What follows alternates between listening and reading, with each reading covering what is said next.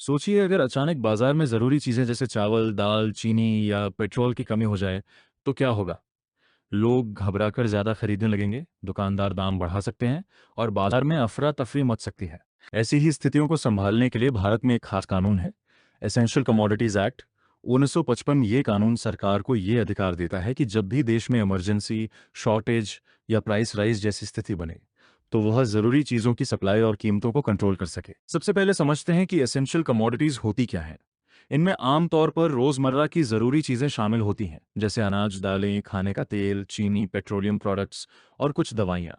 अगर इन चीजों की कमी हो जाए तो आम लोगों की जिंदगी पर सीधा असर पड़ता है। इस कानून के तहत सरकार कई बड़े कदम उठा सकती है।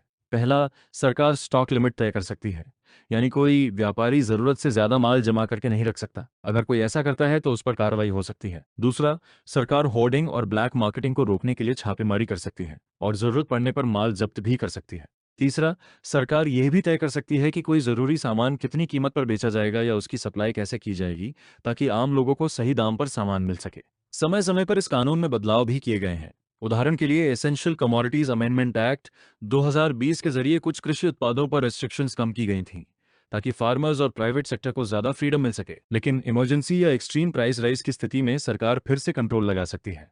सीधे शब्दों में कहें तो एसेंशियल कमोडिटीज एक्ट का मकसद है कि जब भी संकट की स्थिति बने, तब देश में ज़रूरी चीज़ों की सप्लाई बनी रहे और लोगों को ज़्यादा कीमत ना चुकानी पड़े। अगर आपको ऐसे ही इंपॉर्टेंट लॉज, इकोनॉमी और करंट अफेयर्स को आसान भाषा में समझना पसंद है, तो वीडियो को लाइक करें, चैनल को सब्सक्राइब करें और अपने दोस्तों के साथ ज़रूर शेयर करें।